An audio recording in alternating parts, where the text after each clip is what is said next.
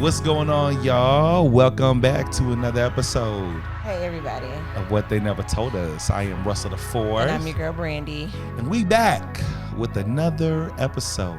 Full disclosure, we tired. I'm not tired. We ain't feel like recording. That's not true.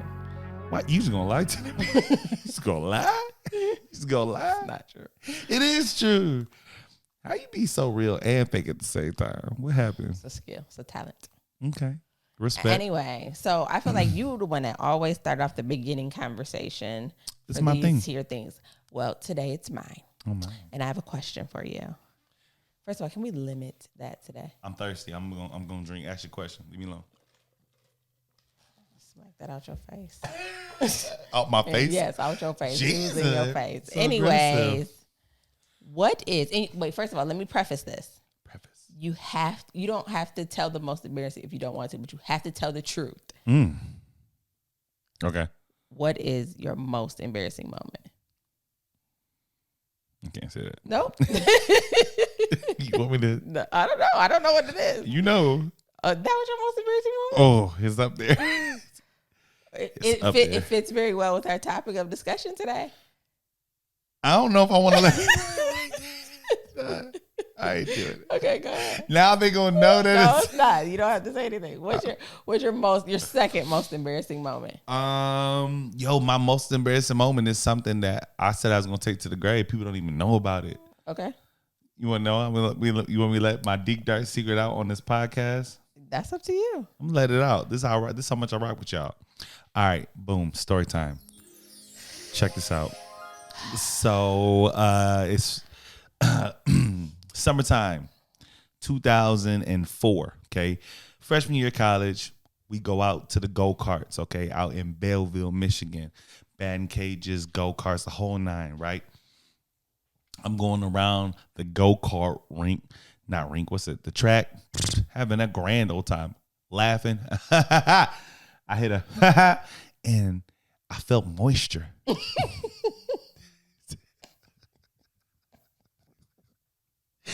I felt moisture right away. And I instantly, like when you like you catch it, you like, I was like, but it was like early in the race. You know what I'm saying? So I was like, yeah, I'm going around the whole little joint, go round and round that joint, like. I instantly regret asking this question. We here now. So look, I'm like, man, as I'm going around, I'm like thinking, what can I do? This girl's here.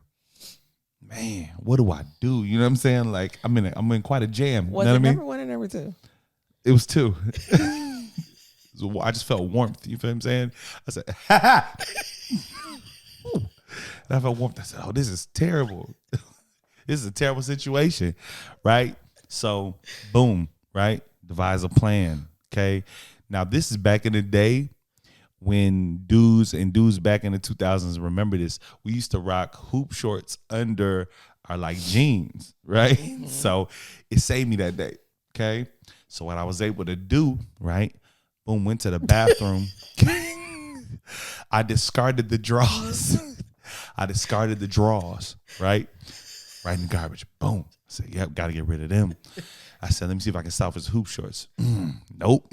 Got to get rid of them too. Boom. Right? So then I get the industrial like paper towel. You know that rough paper towel that be in them like public restrooms. Gang of hand soap. You know what I'm saying? Got a gang of hand soap. Some warm water. You wash your booty with hand soap?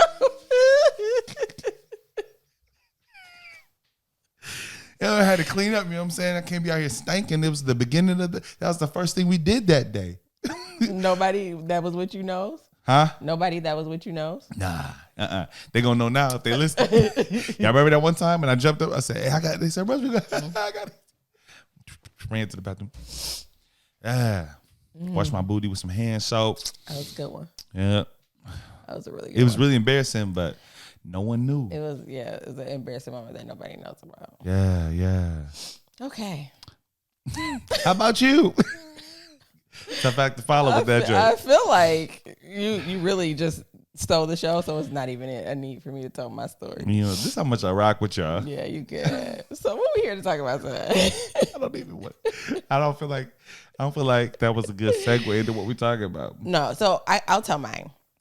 And mine is a little bit more, I mean, so again, nobody knows about it but me and the person.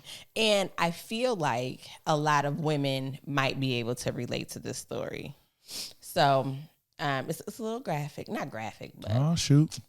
You know. So anyways, I was at work, but I had a gynecologist appointment.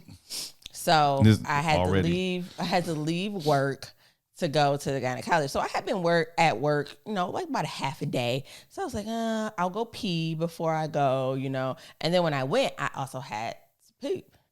So I'm like, okay. So toilet paper at work is not like the best. So I cleaned the best that I could, you know what I'm saying, and went on to the gynecologist appointment.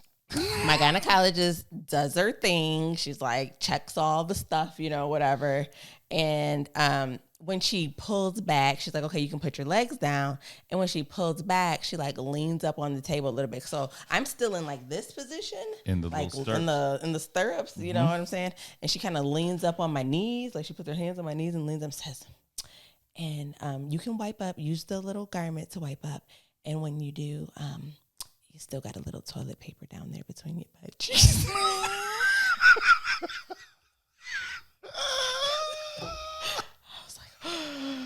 Mortified. She's like, yeah, it's okay. It happens all the time. You know, I just wanted you to make sure so you like cleaned up, you know, you got it all or whatever. And yeah, so I was like in the gynecologist's office, like when you get up off the table, it's already really uncomfortable because you're naked from the waist down. They use gel, so you're kind of messy.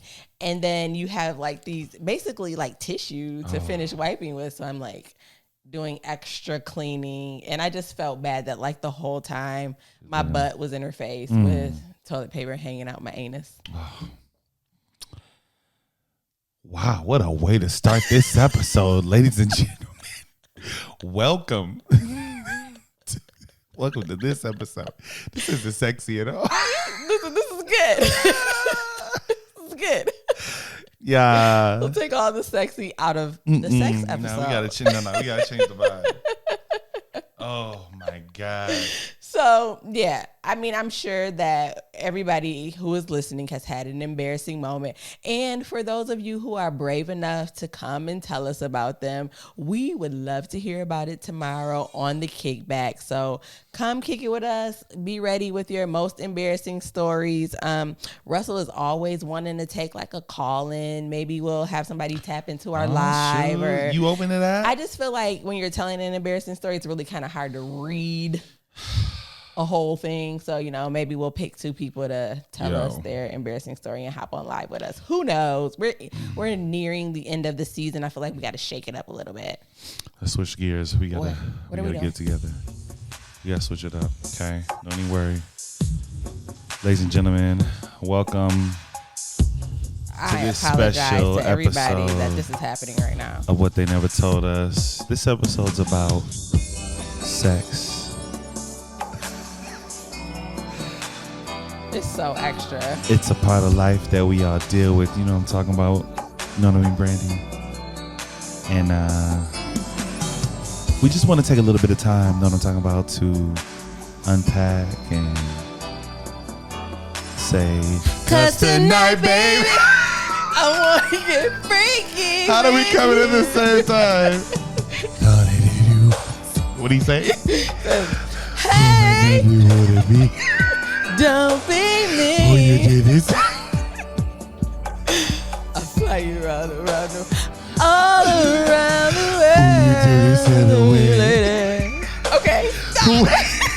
Oh, we have harassed the people enough. They've had enough. Y'all know we can't be serious about nothing. And if we're going to talk about it, oh shoot! What a way to break the ice with a little. How we coming on the same duet. part? How we coming on the same part though? I promise y'all I wasn't playing. Y'all gonna think we like staged this. She had no idea I was gonna play that. I was trying to get this thing to work. She said like, "Come on, why you in your phone before the show?" She had no idea. We're in sync. Anyways, so yes, I really enjoyed that. He matches my crazy, I match his crazy. It's a beautiful thing. Anyway, so we're here today to talk about sex.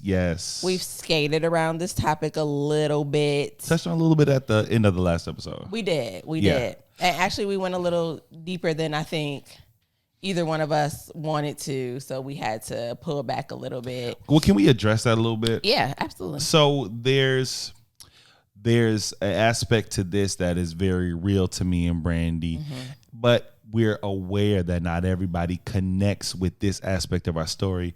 And we tried to make an exaggerated effort with all of these episodes that although we lean in on what we believe, that we don't alienate people who don't believe what we believe. And it's an open space for everyone to kind of pull from this platform and hear healthy conversations about love and relationships, even though we come from a spiritual context, because we just believe that that is the epitome of knowledge and where we need to pull from. We want everybody to feel like there's a seat at the table for them when it comes to this platform. I think, and we both lived a life prior to us coming together and making the decision to be abstinent until marriage. So like it's a part of us that we've experienced, but we're just not talking about. And it just doesn't feel, to me, it doesn't feel authentic to not talk about sex and relationships when we know that most people in relationships have sex. So to kick it off, let's lean in on our dynamic, what our relationship is, and what is our relationship with sex at this stage in our relationship. Take it away, Miss Brandi. So I know. So when we came into relation with each other, it was very obvious that we were not only like emotionally, mentally attracted to each other, we were also very physically attracted to each other. Russell has said a million times when we got together, he was in the world, I was in the church. So our experiences in the current moment that we got back together were not the same. We had a conversation about like, where are you at with that? And I said that I'm just not having sex right now. I hadn't had sex in almost 3 years when we got together. So to me, it wasn't something that I was looking to jump into. And I'm not sure that, I don't want to speak for you, I'm not sure that that was your perspective. But I think after being with each other, you reconnecting and getting back on your spiritual journey, that is something that we came to an agreement that we were going to make a concerted effort not to have sex until we got married. Yeah. So I had come out of, when we had connected, I was coming out of a season of promiscuity. That's a nice way to put it. Yeah, but I came out of season of promiscuity. I was in a little bit of a hoe phase, for lack of a better term. Excuse my French. We keep it real transparent around here. But so the beginning of the pandemic, I was in a real low place, and I had two vices. It was alcohol and sex. And sex, I want to be clear, like my promiscuous is not like everybody's promiscuous. I didn't have multiple partners out here like that. But I'm just not that person. Like in my everyday life, I think I'm more wired for monogamy. I know some men who feel like they're not wired for monogamy. I am. I like being with people. I like being with one woman. And me just having casual sex to me is something that never felt good, never enjoyed, but I was in a broken place and I was doing things out of character. So when I did meet Brandi, although I wasn't living that life, I was very much so finding it refreshing, building a connection again that was emotional, and that it wasn't based on physical. It felt good. So I wasn't really tripping about the the no sex thing, because we found intimacy in other areas. Yeah, and it's been a journey for us. So it's not like there is without temptation. But I want to be clear. Can we lean in on that? Can we not glaze over that? What? That is not without temptation? Yeah. Can we just kind of unpack a little bit like what we go through to make it real? Like I think I don't know what you want to say, so just say it. So me and Brent, when I said we have built intimacy outside of sex, right? Because of that, it makes that area so much more sensitive, right? Me and Brandi will be watching a movie, and there's certain kisses that I think now we recognize. Oh, nope. Nope. Stop. Too much. You know what I'm saying? We're both sexual people by nature. We're both affectionate people by nature. So it don't take much for a kiss to start going in the other direction quickly, right? When I start getting into a kiss, I'm grabbing you by your collar. I'm like, you know, like, I get aggressive with it. So I think we had to quickly learn what worked, what don't work. Yeah, but it's a lot of passion here, and there's a lot of intimacy here that we found in just being close. And intimacy literally just means being close, right? I think we confuse that word for intimacy meaning sex or sexual activity. Yeah, and intimacy at its core means closeness, and we've achieved a level of closeness that I don't think we found outside of this dynamic before. I think that, I know people may ask, like, well, how do we do it? And I don't know if there's necessarily like a one size fits all program for people, but I do know that for us, one of the things that we repeat all the time is like, it's bigger than this. It's bigger than us. It's a mantra. Bigger than our desires. Like, this is bigger when we than start you. to feel tempted, it's like, oh, it's bigger than this. It's bigger than this. Like, sometimes we got to cut our evening short. Yeah. There's been times she's ran up out the crib.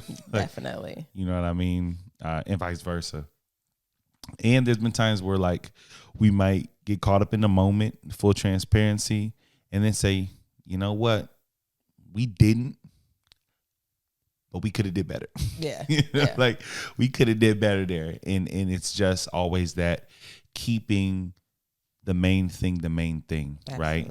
And I think one of the things that saves us is our main thing was never sex. You know what I'm saying? I think our main thing was always a love we found for one another. And then we were intentional because of our faith, making sure that was a huge part, if not the part, right? That is the focal point for our relationship, and everything else aligns with that, not vice versa. Not like, okay, this is what I want to do, so I'm going to make God fit in with my plan. Like, he understands my, like we say that, like, God know my heart. Yeah. You know what I mean? So it's like a way we make him fit around what we want to do.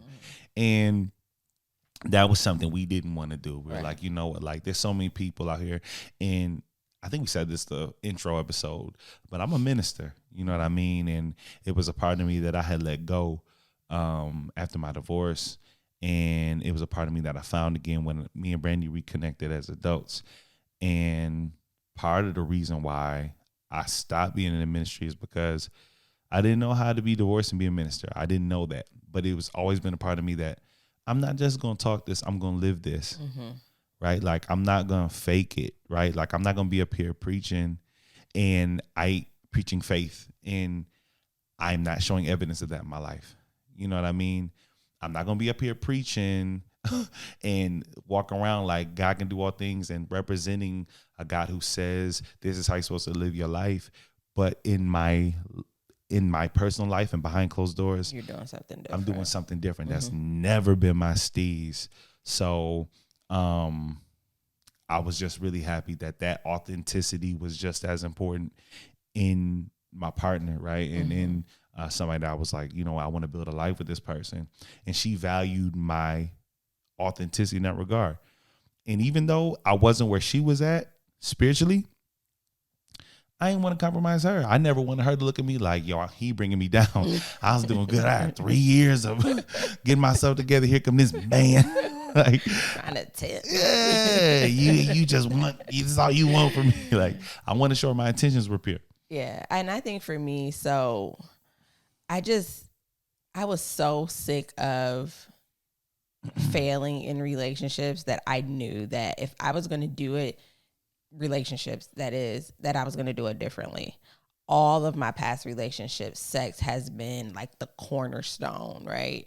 Like, there's a certain part of when you prematurely engage in sex with people that you have the tendency to overlook major things. I think sex is wonderful. It's magnificent, but it does create a glaze over your eyes, right? Yeah. Right. It gives you like this, I don't know. I don't know if it's like the endorphins that happen, but it makes you overlook some things. And I can say that without having that be an integral part of our relationship, it forces us to deal with things that maybe if we were just having sex and we weren't sitting down having deep conversations about how we feel all the time, we wouldn't be as close as we are, even if we were having sex. I think we're closer now that since we aren't. Yeah.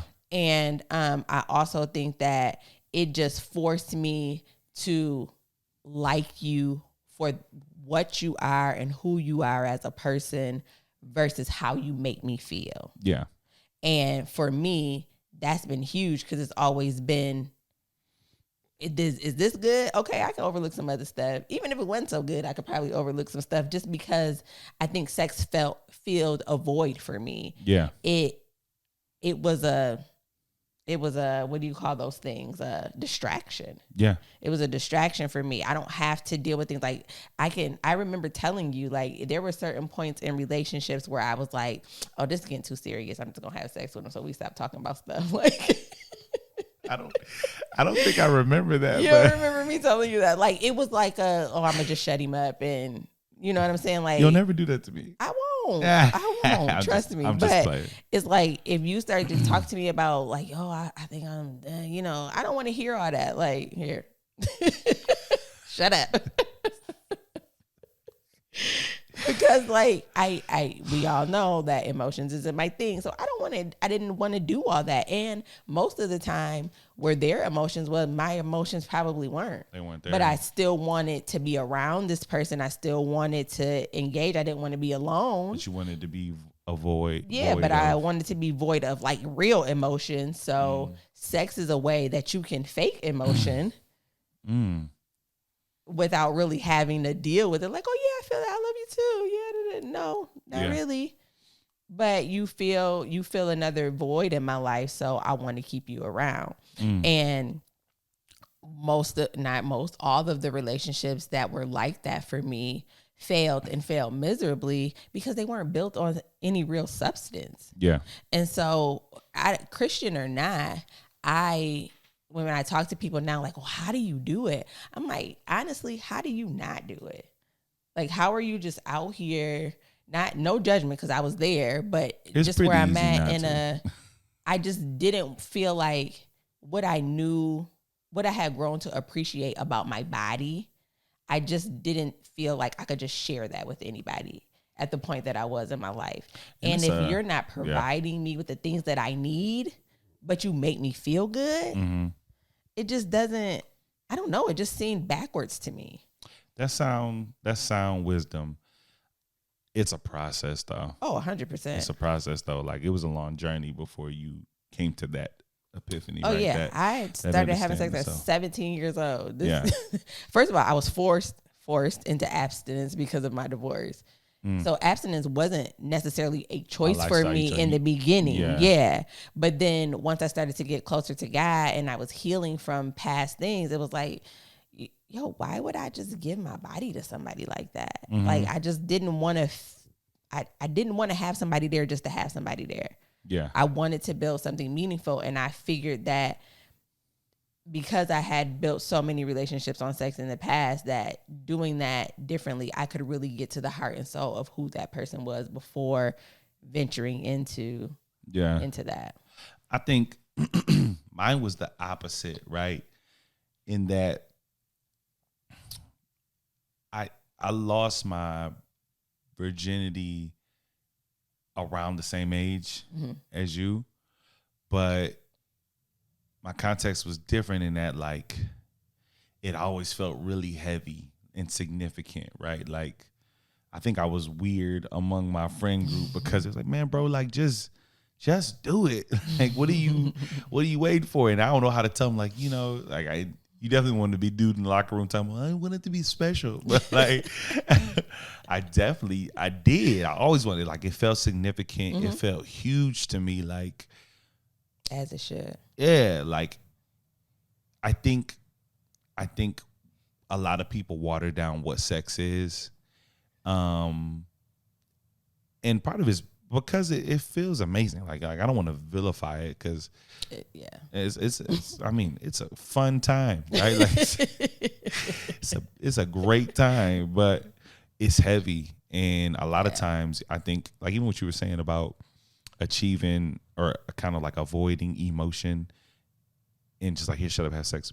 You are achieving a form of intimacy and closeness without having to do the hard part. Yeah. You know? Yeah. You know what I'm saying? Doing any real work. Yeah. It's like instant, like, closeness in a different space. Of course, it's not a replacement for the hard work, but it's easy. You know what I'm saying? And it always felt like that to me. So I clearly remember around my first time, just the pressure, you know what I mean? Because I really wasn't pressed about it. You know what I mean? I had a list. There was only 2 people I was even willing to consider. I was one of them. Yeah. But then around that time, you wasn't even messing with the kid. That time you ran off. You was dealing with other people. I was. But I had the dumbest counsel of adolescent youth. Usually with your friends. Oh yeah. When it comes to that. I'm telling you, bro, your first time, you're going to be trash, right? You're going to be trash at it. So what you want to do is you want to practice on, you know what I'm saying, like, whoever, somebody you might not be your girl, so that, you know, when you with your girl, like, you know what you're doing, you can, you know, do. Sounded like sound logic to me. At 17. At 17, with all the knowledge I acquired, it sounded like, yo, that's wisdom. Right. That's right. Wow. I don't want to be bad at it. I don't want her to regret this. I want this to be special. Man. And I mean, to their knowledge, I was awful. Sheesh. It was poor girl. Poor girl. I mean, really, like, hey. Yeah. Like, but it was that pressure to water down what it was to me, right? And not approach it with any conversation. Just did it just to do it. And I quickly assessed, like, yo, I don't like this. I didn't know why, but I was like, is this? Man, the movies is hyping this up.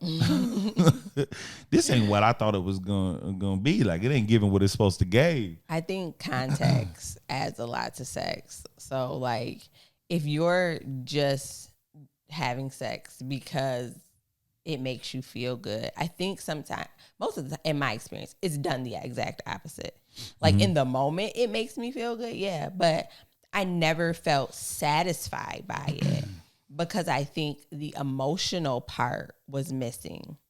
It's very easy to just give your body to somebody, but dealing with the emotional turmoil that comes with that. So when I decided to lose my virginity, it was more because the person that I was with was already having sex. So it was, I think I still felt that same pressure, not from my friends, but from the person that I was with. Like, if you're going to be with me, you know what I'm saying? This is what we do. And he was older than me, not a lot, but older than me, more experienced than me. So I felt like it was just what I had to do. Yeah. And I think that I've always kind of taken that approach to sex. If I'm with somebody, that's just what I have to do. And it didn't allow me a lot of time again to develop an emotional connection with those people because I just felt like it was what I owed them. Wow. And so this is what you do when you're in a relationship. Yeah. Yeah. Gotcha. And then once I had a kid, it was almost like people who I then got in a relationship was like, well, why would you ever try to withhold that? Like, you got a whole kid. Like, obviously I know you. So what you playing for? So it was always like a obligation, or an expectation. So I think making a conscious decision to take back ownership of my sexuality for me, it was super empowering. And now knowing that something that once drove me to make decisions now is not even a factor in making a decision with my heart. When did that happen? What? You said take ownership of your sexuality. Again, I think the straw that broke the camel's back for me was my divorce. Because I wasn't having sex, but it wasn't my choice. Yeah. When I did have sex, it still wasn't my choice. Yeah. I was like, that's not okay. Like this is gonna so transparent, but after me and my ex-husband separated, I went and got an IUD, right? And it wasn't because we were still like going back and forth having sex with each other. Yeah. But it was like, if he decided to like dip back for this, I don't want to get pregnant. It wasn't even anything that I wanted to do. You know what I'm saying? Yeah. But like, I don't know why, because we weren't fully divorced, I still felt obligated to fulfill that need for him if he wanted it. And I was like, I knew I didn't want to have another baby in this situation that we were going through. So you were preparing. So I went and did that. And then now I'm like, okay, I started having sex. It wasn't my choice. I'm not having sex right now, and it's still not my choice. And now I'm doing something to my body. I'm putting something in my body. Still not really my choice. I'm kind of doing it as a preventative measure because I don't want some consequence to happen. And I think that I didn't have a great path with my IUD. So once I was there and I'm like, I'm going through all of this for what? I was like, I can't do this no more. Like, I can't let other people rule the decisions that I make with my body. The next time I give my body to somebody, it's going to be because I want to. Yeah. And then I made the decision that when I want to do that, it's going to be in this set of circumstances. That man is my husband. He's made a commitment to me. He's made a commitment to my family. Then I'm going to break it down for him. Yeah. I'm childish. I'm sorry. Yeah. So yeah, that's what it was. And I do think in that time, like, I just learned so much about myself, about what I wanted,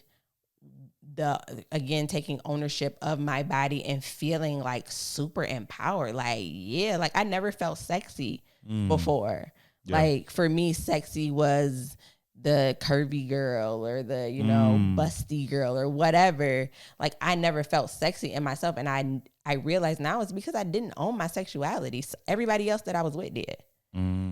Wow, that's deep. Can I hit a button? Nah, I ain't no hit a button. I don't step on it. I feel like I need to do something. That's a huge point. That is a huge point.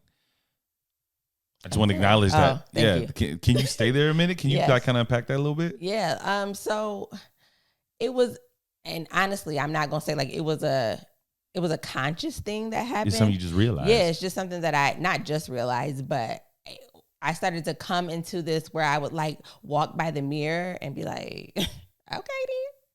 Or, like really feeling like certain things that used to trigger me in the past didn't trigger me anymore. And I'm like, sex doesn't control me now. Like, I control sex. I make the decision when I want to have sex. And for me, it just felt like, I'm a boss. Because there's a lot of people out here that just don't have that ownership of their own bodies.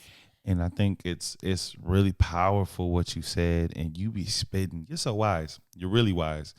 But I'm being for real, because there's so many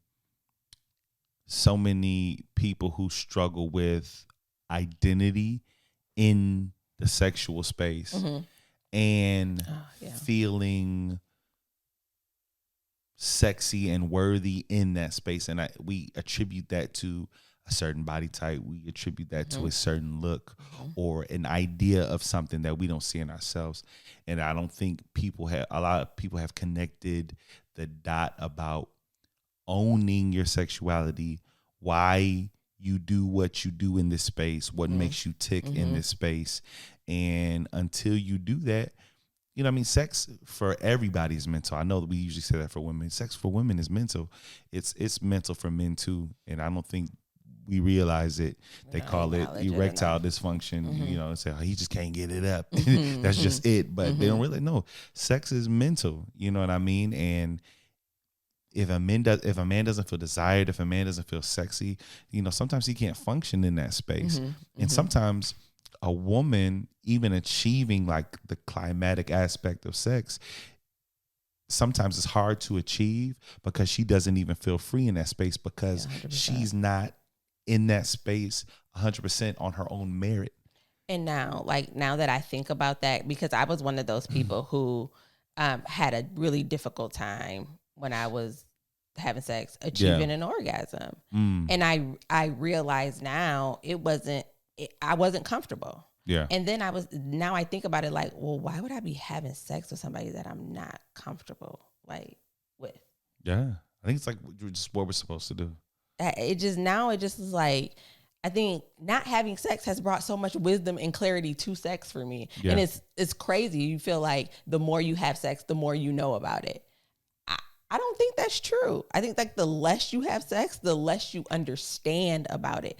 And the less you have sex, the more you understand about it. Yes, sorry. Yeah. Y'all know what I meant. I think we get in this thought pattern that, experience is what makes you great at sex. No, knowing your body, knowing your partner intimately, understanding their body, what they like, what they don't like. That's what makes sex good. You don't have to have a lot of experience to have great sex. Yeah, let's advance the conversation. This grown folk time. If you got kids listening, if you in the car, tell them to put their earphones on or maybe just pause until you're alone in your grownness, in your adulthood. But let's advance the conversation a little bit in kind of where you were taking it now about what needs to happen in that space to make sure in a relationship that you are fully being satisfied in the area. There's a lot of people Open up your mouth. There's a lot of people who are happily married and not happily sexed. Like they're content. They go through the motions. It's all good. Like I can work with this, but just not it being what it needs to be. Like here, fine. But they're not satisfied. Now, a lot of men who aren't fully satisfied and they don't know how to verbalize that, so they just end up being, infidelity and cheating on somebody. One thing I think is once you've already started having sex with the person that you're with, and you've developed whether we like it or not, we get in a habit when we're having sex. Like, you might switch it up every now and then, but it's usually most of the same stuff. A little bit of oral first. And then you start to have a conversation about what you like, and maybe it's different from the habit that you've developed. Yeah. The person automatically feels like they're doing it wrong. Mm-hmm. But if you have the conversations before you have sex with them, it's not about doing it wrong. It's about getting it right 100% of the time. Yeah. So when you and I talk and we have conversations about sex, some people may say that that's inappropriate, that we shouldn't be talking about that. But to me, the level of detail in which we talk about sex lets me know that when we do have sex, it's going to be far. It's going to be pretty bomb. I think we know. But I do remember, and I didn't want to cut you off. No, you good. I didn't want to forget this. I remember when we were early in developing our relationship, I think when we first started getting reacquainted, it was like, let's just build a rapport. Like, let's not try to be in a relationship. Like, let's just, you know what I mean? Just kick it. Let's kick it. Let's reconnect, right? And I don't think either one of us had made a decision like, this is going to be a thing. We're going to be in a relationship. We were just like talking on the phone. And when we did start feeling ourselves going in that direction, we had our first meet up face to face at the park. And I think we felt the chemistry. We was like, whoo. It's heavy. Yo, this is heavy. Next time we talked on the phone, I do recall us discuss, like, so what do you like? What are you, in my mind at the time, because I wasn't fully back in. I wasn't fully right yet. In my mind, I was like, oh. It's about to go down. Maybe it's a chick. Like, I know she like, maybe she like open to, maybe she one of them Christians. But it was the way we navigated the conversation that allowed me to see like, this is different, right? There's talking about sex in a way that is effective and making sure that you're on the same page. And then it's talking about sex for the sake of just like, stirring the pot. See where your head at. Pot. Yeah, you know what? I'm the type, like talking a whole bunch of stuff that you don't even really, you really don't even get down like that. You just trying to like sell it. You know what I mean? But prior to this, I had never had a conversation like that. I don't think I had either. And good. I think it's part of what I said about owning my sexuality. Like, I wanted to be very upfront with you about all of that. Like, I love sex. Yeah. I can't wait to get married and have sex. And when the next time I do, I'm such a child. I'm like trying to restrain myself. I expect sex to be this. And in order for it to get to that, we got to talk about it. Yeah. And sometimes it's clear that we start talking about it and it's like, this is not healthy. Like, we just need to stop. When we get married, can we come back on the podcast and tell them how great it is? No. Anyways. How they going to know if it's really, what if they're like, see, they did all that stuff. We're going to give y'all like a little hand signal. They did it the Lord's way and they probably didn't pay off. They probably in there bored. No, we can talk about it, but it's going to be a certain way that we talk about it. I'm not talking about like, I ain't talking about that. Okay. Let you know. But yeah, so I wanted to make sure that everything that I had learned about myself, everything that I feel like I knew that I wanted it to be, I expressed that up front. Because if you felt like, yo, that is the opposite of what sex is to me, like, I ain't interested in none of that. Yeah. Like, I think it would have changed the course of our relationship. Yeah. 100%. Like, I don't expect you to change your perception on sex, and I wasn't really ready to change mine. Mm-hmm. So we needed to talk about it. We still need to talk about it.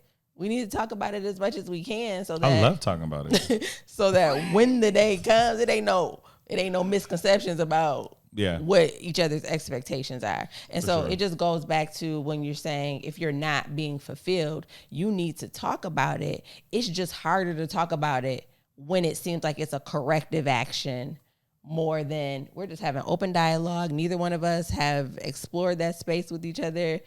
And now we're setting ourselves at the same point to say, this is where we're starting from. And we're moving forward, and it's only going to get better from there versus we started is trash or less than desirable. And now we got to try to back it up and relearn and figure it out. Yeah. Like, I just feel like in anything that you do, you don't just jump in and figure it out on your way. Like, you read the instructions, you look at a YouTube video, you ask somebody, like, why is it sex not the same way? We just assume that everybody knows how to have sex the exact way that we know, like we like to have it. Nah, False. It's not like a one size fits all type situation. False. Like, you will be disappointed. Sex is a tailor-made suit for somebody, and you need conversation to navigate that. I think we definitely touched on this in our last live. In part of the difficulty and it seemed to be circulating around men, is that women often feel like they cannot express frustrations, express desire without it being an indictment on their man's masculinity or their manhood, right? Fellas, we got to do a better job of just being open, right? Like, the more you can open yourself up to making this a shared space of communication, the better it is for both of y'all. Mm-hmm. And you don't gotta feel like you getting that here boy dang booty, like like here boy dang, like it's an income. All right. And no man wants to feel like your intimacy is an inconvenience to you, that you're going out of your way and you're inconvenienced with your intimate space. You want it to be a shared time that y'all both look forward to. Y'all thinking about when you at work and you send a text like, "Whoo, last night with you," like you want that dynamic. But I think you are talking to a more mature person, not just men, but men and women in general. I think when it comes to relationships, we have to push ourselves to be the mature versions of ourselves. And if you aren't mature enough to have conversations about sex, I would argue you're not mature enough to have sex. Tough reality. I mean, around 14, 15, your body can function in a way that you are physically capable of having sex. Emotionally, mentally, spiritually, that's a whole different conversation. And because we go into that space before we're really ready, now we're wrestling with the ramifications of being hypersexualized and trying to fit that in our relationship. Most of us come into a relationship with a warped view of what sex really is. Yeah, and catch this. Our bodies drive so much of what we do. 100%. Right? So just like you said, at 14, 15, 16, we start to get these feelings, and the only way that we know how to deal with that is to satisfy that urge. Yeah. So then when you're so used to your body driving your actions, your body's now in control. Yeah. Like your mind, your thoughts, your emotions, all that comes second. Your body is so easily satisfied, but your emotions, your mental space, your heart, your spirit is not. So we satisfy what's easier, to quiet. Yeah. And then we wonder why our lives, our relationships, are so distraught or so in disarray.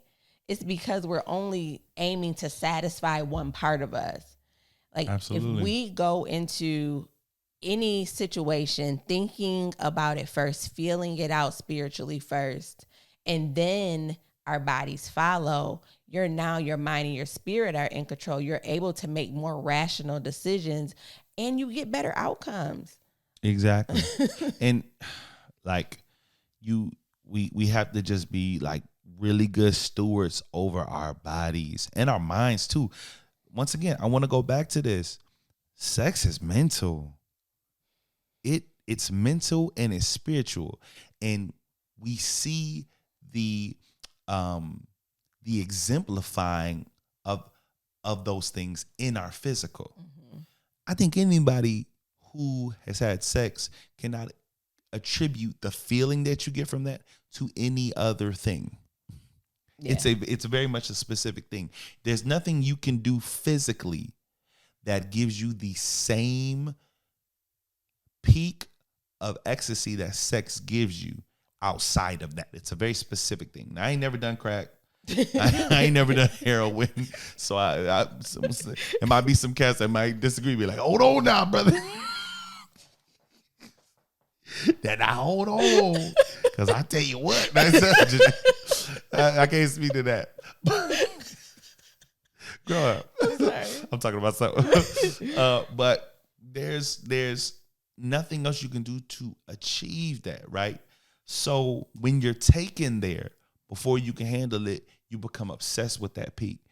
It's like, and since we talk about drugs, it's almost like that, like experiencing that high. Like, it's like, whoa, you know what I mean? It's like a open experience. We chase that in areas that don't serve us. There's a lot of men right now who cannot function in the space of intimacy because they've been over-sexualized, hypersexualized. So now in normal sexual situations, their body can't even respond because their brain has become accustomed and regulated to a level of stimulus that isn't achieved in normalcy. Pornography, right? I think it's become like, I mean, hey, look, you're a grown man. Like, what you decide to do, yes, right? In normal world standards. But in this day and age, and this is why I worry about my kids, and this is why as parents, for those our parents that are listening, how we need to be intentional about conversations earlier than what you got them, if you got them at all. Because I ain't get one. I definitely got one, but it was more of a don't touch it, don't look at it. Just don't. Like, I think we're doing better as parents. I want to believe that. Yes. Not us specifically. I think just this generation in general. No. We're more open about sex. We're more open in that space. Can I pop in there? Yeah. I do think we are. Oh, did you tell me? Hold on. I just want you to. Do you know what I was saying? Yes, more open in this space with the kids. Okay. I just wanted to. It's actually going to piggyback on that because I do feel like parents are more open with having that conversation. I see it. I hear it all the time. However, I think we've gone from the don't do it to kind of, and I'm just going to speak for myself because I know that I do this. A warning. Like Is anybody touch your butt? People don't let nobody touch you. Don't do this, don't do that. And I feel like it almost paints a picture, the same picture, but just for different reasons. Like you don't want to do it. And so I myself struggle with having a healthy conversation with my kids about sex that's not scaring them, thinking that everybody they come in contact is going to try to rape them, versus telling them just don't do it. Yeah. And finding that lane, because I try really hard to do the identification of body parts very easily. So my children know penis, vagina. They don't know wee wee and cuckoo and cookie jar and all that. Like monkey. Yeah, no. Your front butt. Your monkey? I've heard it all. What we say, in our house is vajayjay. Yeah, like vajayjay's okay, but remix. I've heard front butt, cuckoo, cookie jar. I ain't never heard front butt.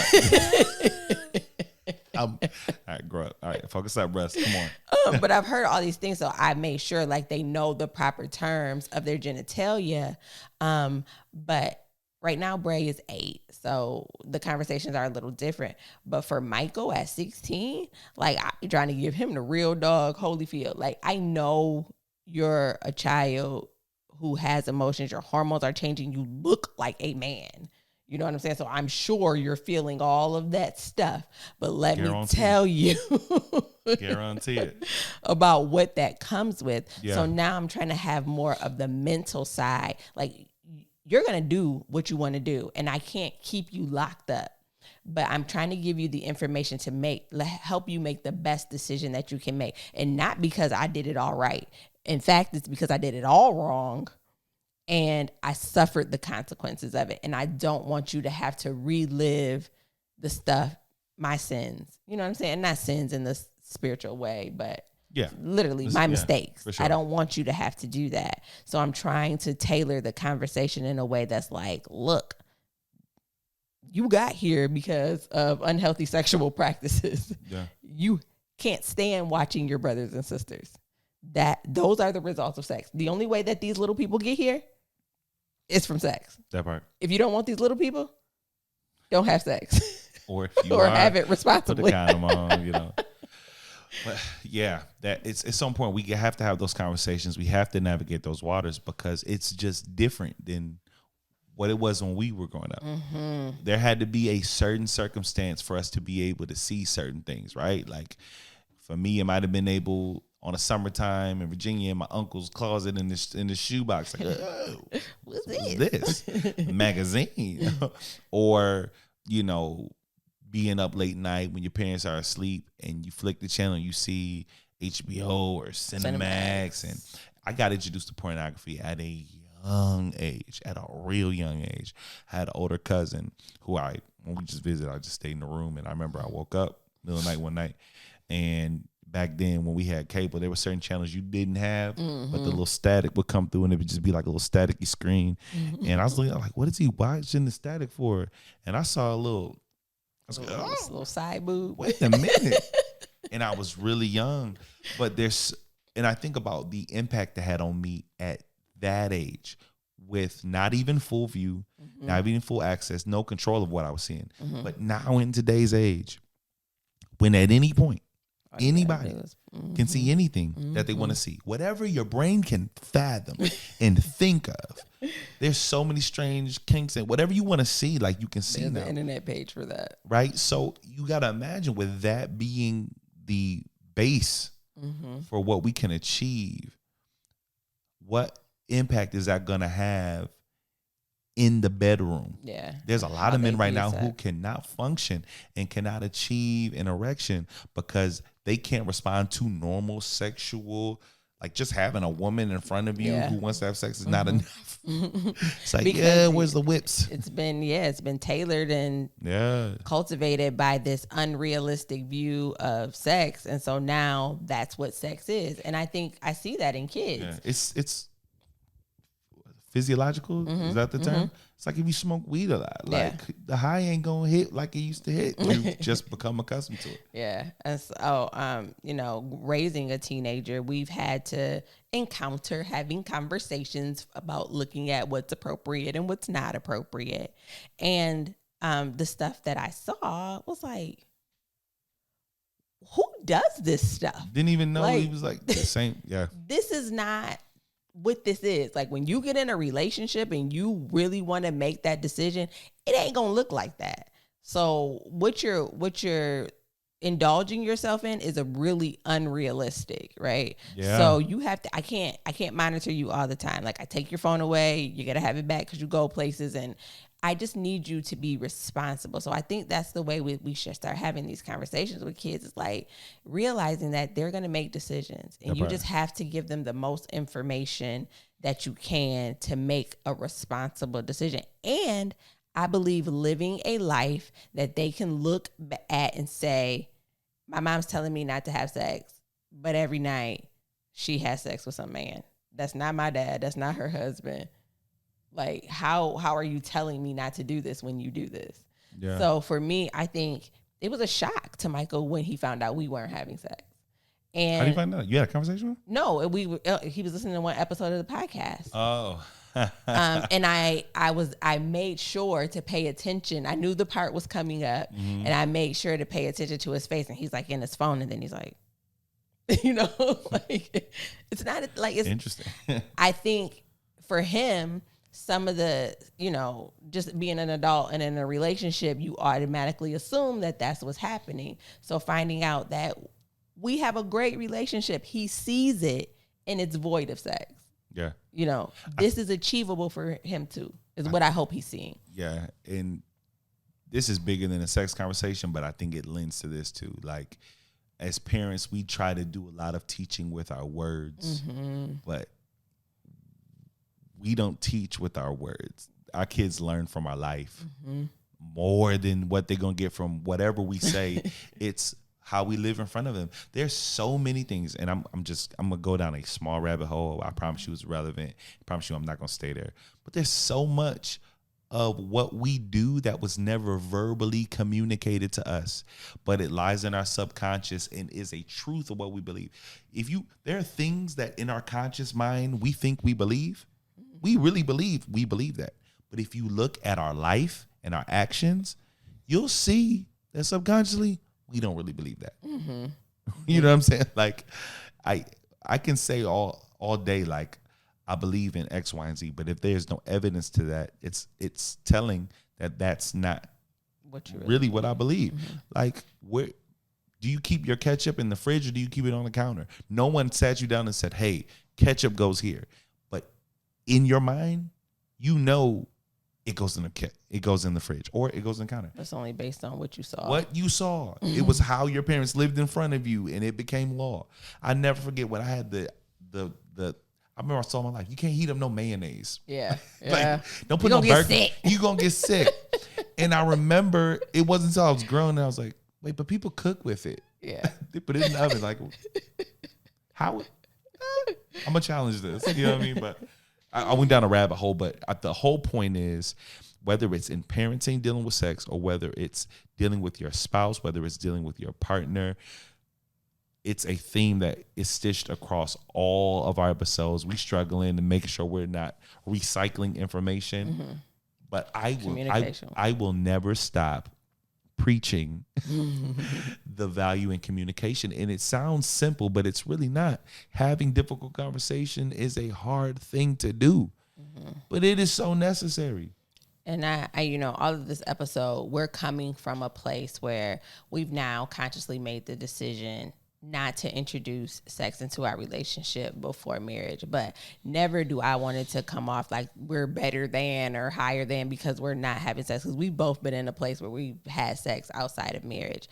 I think in all that we do, it's important for us to say that, like, we made the mistakes and we're trying to do better. So when we communicate that information to you all, that's coming from a place of like, this is what we learned, and we hope that y'all learn something from it too. But I know that there will be people who listen to this and be like, I don't know what they talking about. Like, I'm have sex. I gotta have sex. You know what I'm saying? That's okay. We're not preaching abstinence. That's okay. We're saying that this is what we found to be valuable in our life. And if you ask me what I believe, I would say that it would be valuable to you. But the message of this episode is that you fully understand the weight of what sex is and that it's not taken lightly, to the point that it's damaging not only to your spirit but also to your physical body. Yes. You know what I mean? Like that is the overall message, is that regardless of what context you're coming from, I don't care whether you're a Christian or whether you're an atheist, Muslim, or maybe you're in between, you're agnostic, you don't know what you believe. Mm-hmm. When you're talking about sex, there is a long track record of how, when it's done incorrectly, the ramifications of that. Mm-hmm. When it's turned into perversion and when it becomes something deviant, there are a lot of people who have become victim behind people who do not know how to deal with sex in the context of a healthy manner. And I can guarantee you that everybody who's listening who is still going to make again, nothing wrong with it, make the decision to have sex, has had something in their life be negatively affected because they had sex before, probably sooner than they should have with some person. And to me, like, if it's just learning from that, you don't have to learn from my experience, learn from your own.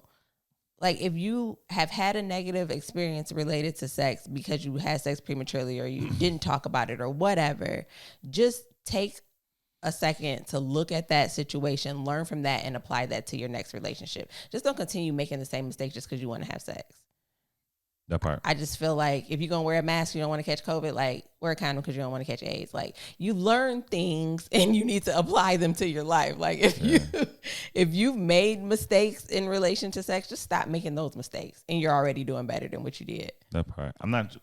It's our intent to vilify and scare people away from having sex. Can't wait to have sex. Because I think sex is amazing. And I think when it's done right, it's just made all that much better. Yeah. And I'm fully believing that due to the intentionality of how we've approached incorporating in our relationship, it's going to be that much more bomb. Mm-hmm. And I'm going to come give y'all play-by-play. No, he's not. I'm bringing this equipment on our honeymoon. I'm not all this stuff over. I'm bringing all this stuff on the honeymoon. I'm going to set it up in the resort. Fuck. Live. Hey, y'all. We just did it. That's how you going to be. What? Was that me? Yes. What did you say? We just did it. You're a nerd. No, he ain't going to wait to make a video. Y'all going to see him on Facebook stories? Yeah. I'm not dealing with y'all. I promise you I'm not that cool. No, sex is fun. Sex is amazing. Yeah. Just be responsible. It's going to be bomb. Don't you believe it? Do you feel it? I don't feel it, but... I mean, like, you can feel the chemistry. Yeah, like, I do. I think it's going to be amazing. Without even none of the, like, you know what I'm saying? And I don't know if we said this before, but, like, I don't feel like our relationship is missing anything. Like, I think people have sex in relationship. You feel like we're missing something? Missing something? Yeah. Not missing. I feel like there's so much more we can achieve. Yeah, obviously. But we're not lacking anything because we're not having sex. This is what I'm trying to say. No, I don't feel like, I don't go like, oh man, yo, it's just, I'm so man, frustrated. This would be great, but nah, it ain't that at all. So I just think that, like, have sex for whatever reason you want to have sex, but for the people who are like, oh, I'm gonna miss it. You get over it. It's hard. No, it's you hard. You do learn to live with it. It's difficult. And even when you learn to live with it, it's still difficult. The temptation still comes. I think sometimes we sell it short and like, come on, all you gotta. No, it's not that easy. I don't ever want to make it seem like it's that easy. The whole just say no to drugs to a crackhead who's strung out. Like, no, it's especially when you've built a dependency on it. Some people have an unhealthy dependency to sex, and it's a process. But I think it just starts with a shifting in your thinking and a shifting in your understanding. And the way you need to shift your thinking is in a full understanding of what sex really is. Yeah. And if you're approaching it like it's a recreational activity, like playing tennis or basketball or a round of golf with somebody, like there's no way you're going to approach it. You're doing it all wrong. Yeah, you're not going to be able to approach it with the type of weight that you need to. So it's just about a mindset shift and understanding that. And I think we've achieved that in our dynamic, and I think we're reaping the benefits. If you ever stepped on this platform and you were like, yo, this is just dope what they have, or like, I'm happy for them, I'm seeing what's going on. I can tell you 100% that it's in large part that we were intentional about avoiding and shutting down distractions. And I don't think we would have been able to achieve this intimacy that we've achieved had it been for just going into things that, you know, would have prevented us, like, just make us feel good. We've just been consumed with that. Yeah. Like, a big part of our relationship would have just been sex without achieving that, like, true intimacy that's necessary in that space. I done looked in this woman's eyes and just broke down crying. In my car, sit in my car, we sat down. I can't remember what we were talking about, and I remember we just looked at each other. Feelings. I was like, I was just like, wow, what is happening? And I've never experienced anything like that. Like, I know we saying here, like, I'm sensitive on that, but I'm not that dang on sensitive where I'm just gonna look at somebody and start crying. Has it happened again? I ain't just out here crying all the time. I ain't that sensitive. Yes, it's happened more than once. Shut up, nigga. You know, make me say the N word. Look at you. I thought we was keeping it real. You love me. When it It's happened okay. again? I love you too. That has not happened twice. Yes, it has. This When? was the second time I cried with you. Oh, I remember that. See? Yeah, but that wasn't achieved in a space of sex, right? That was just achieved from, like, me seeing the innermost parts of who she is, right? Seeing her completely, you know what I mean? And I never experienced that. Like, I see her, you know what I mean? All right, quit looking at me like that. You being weird.